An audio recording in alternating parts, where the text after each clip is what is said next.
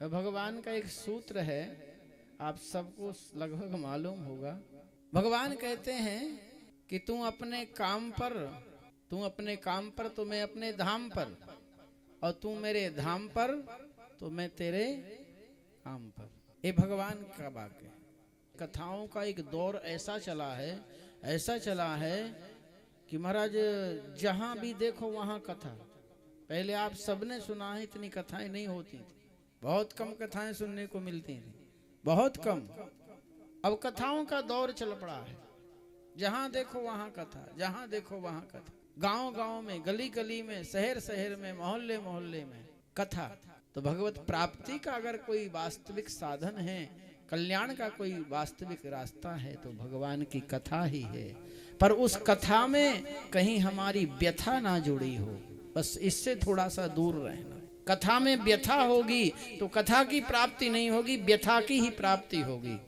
जैसे अभी हमारे उद्घोषक जी बोल रहे थे ना कि भागवत की कथा में कहीं टोने टोटके नहीं लिखे, ध्यान रखना।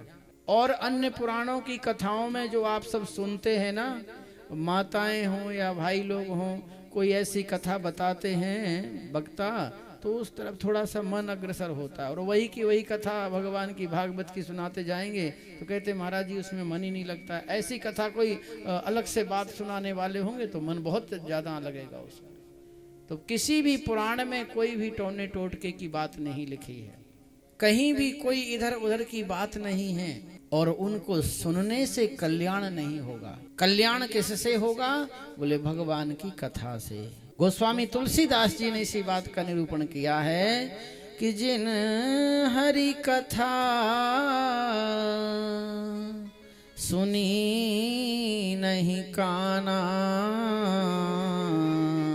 श्रवण रंध्र अहि भवन समाना।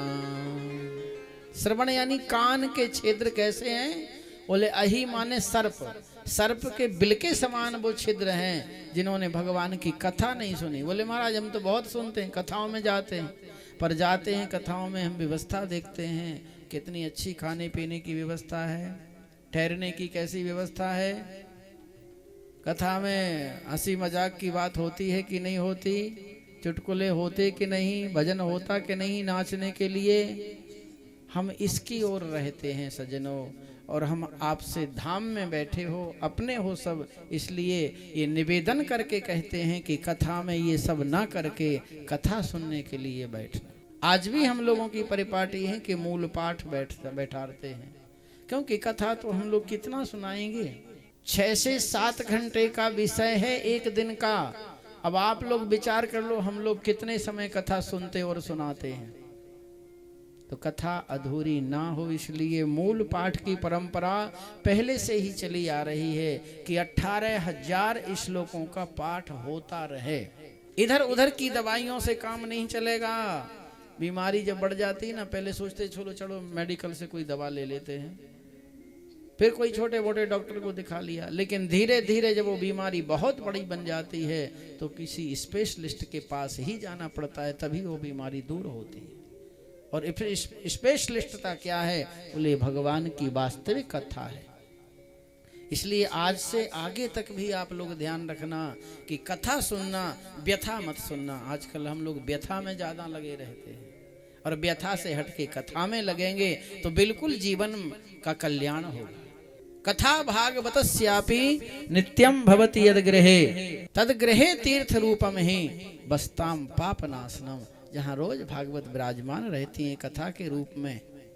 कथा सुन तो नहीं सकते ना रोज, तो इनका पूजन करो रोज।